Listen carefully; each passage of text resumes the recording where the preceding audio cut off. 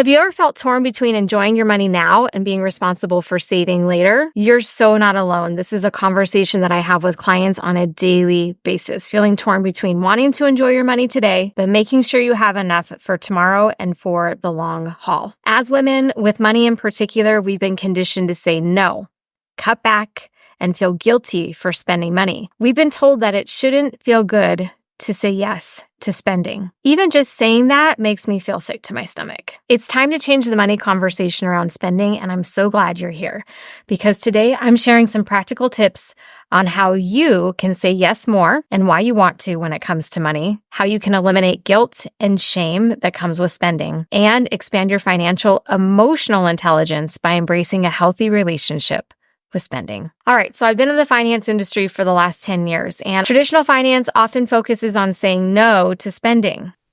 No. We've been listening to financial experts for years that have been telling us that we have to cut back and stop spending, and that that's the root of all of our pain financially. But what if I told you that it's not? This sacrificial approach to money management has created so much shame and fear when it comes to money. How do I know this? I work with clients daily who tell me that they're beating themselves up for the choices they're making financially, and it's just time for a new approach. What would it feel like to not regret a decision that you've made financially immediately or the next week? As one of my clients put it last week, she immediately regretted buying a hat that she knew she would never wear. So why did she do it? Our purchasing decisions happen in the unconscious mind. And after processing through this event with her, she realized that she bought the hat because she wanted to be liked. It was actually her fear of rejection that had her buy the hat. Her wanting to be liked by the store owner was the reason that she bought the hat. What she learned from this, having talked through what was going on in her unconscious mind as she made the purchase, she also learned that she doesn't need to buy anything from anyone to have them like her. This is so powerful because she was able to identify the root cause of the decision to buy the hat. And she felt really guilty after buying the hat. Well, the finance industry isn't doing a great job of helping us relieve that shame and guilt and get to the root cause of the decisions that we're making. For this client, she realized that in the future, she can draw from this learning and work to eliminate her buyer's remorse forever. Does this sound like something that you can relate to? If you really want to change the way that you're spending money so that you can feel good about the decisions that you're making, you've got to get to work immediately to understand the reasons behind the decisions that you are making. The finance industry has done a terrible job of making you feel like you're stupid or impulsive when it comes to spending. Right here, right now, we're going to shift this conversation into something much more powerful, approachable, and we're going to reframe your relationship with spending forever. Instead of saying no to the things you want because you don't think you can afford them or because spending's bad, I want you to learn how to say yes to the things that you really do want. Yes is way more powerful and leads to long-term financial well-being. So how do we start to change that? One of my clients landed a 5K deal. It was a big client that she landed, and she texted me immediately. My response to her was, amazing, congratulations, good job. And then I told her to go spend $500 on herself. She called that a butt pucker moment. It made her stretch outside of her comfort zone because in her head, she was supposed to hold on to all of that money, save it for a rainy day.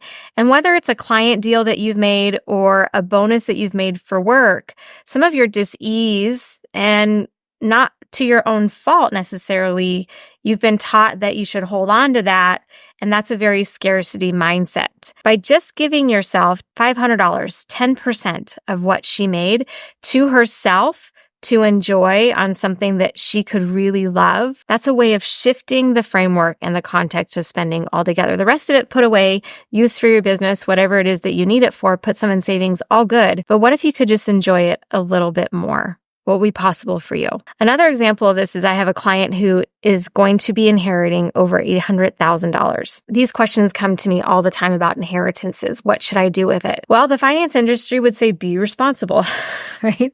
Be responsible, pay off debt, put it in savings, tuck it away as if it never existed at all. I agree with some of that, but I also told this client to take 5% of that and go enjoy it. Just cut off a little bit of that.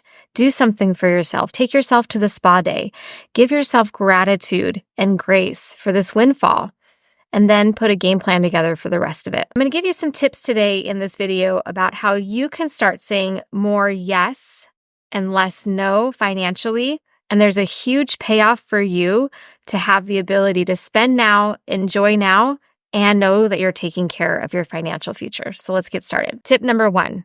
Start saying yes to spending. You've got to flip the script on yourself. Wouldn't it be amazing to walk into a store, take a stroll downtown, pass through a farmer's market, and be able to say yes with confidence that you can afford what you're choosing to buy, and you know exactly why you're saying yes? This requires you to have a much healthier and more intentional relationship with your money. Most of us are operating out of our pasts and out of our unconscious minds.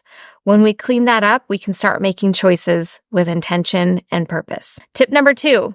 Decide on what you want to say yes to. Saying yes to what you want is what you must do immediately if you're going to reduce guilt, shame, and stress around spending. Cookie cutter approaches to money means someone else is telling you what's important for you to spend your money on, and I think that's bullshit.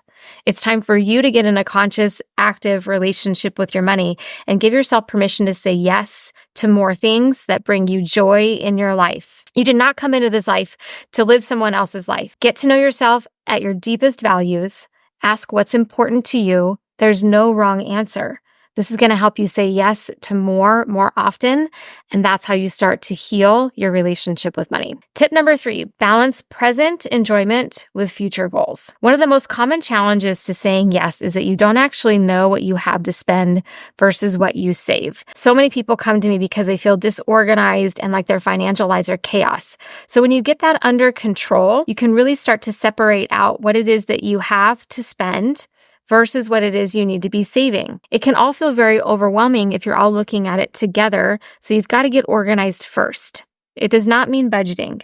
You can absolutely have what it is that you want in your life without budgeting. I'm going to save that for another video. What I want you to hear is that you can enjoy your money now and be responsible. It's not either or. Responsibility means meeting your needs and wants and still being able to plan for your future. Here are a few strategies to learn how to balance it all. First, get a clear picture of what money you have coming in and money that you have going out. Do a 30-day audit and look at your spending money specifically. What did you spend your money on? This is not meant to drive you down the wormhole of shame and guilt, but it comes from a place of awareness. If you know where your money's going, then you can make some new decisions with where you want it to go in the future. After doing your audit, you can realign your spending into categories. I would invite you to do that audit and then look at what you spent your money on. Look back and say, okay, of the things that I spent money on, what here is negotiable? What can I live without? What is just spending that I don't need?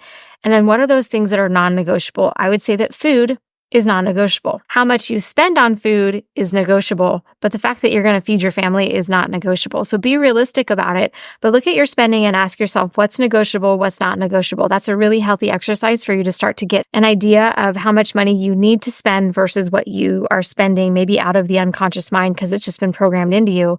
Get clear and present into what you're spending right here, right now. The easiest thing to do to get control of your spending right here, right now is to set up a spending account. Once you understand what you're spending your money on, every single week, put money into a spending account. This doesn't require you to budget. You don't have to get into the nitty-gritty of where every penny goes. I've had 2 clients in the last week come to me who did just this, and they've each already paid off 1 credit card just by putting money into a spending account. It's a lifesaver, and it'll help you get clearer and more organized with the money that you're spending, and it's going to help you spend with more joy. Another thing that you can do to set it and forget it so that you know that you have money going to long-term savings is automate your savings. Every single paycheck, designate a fixed amount, $50, $100, to go to savings.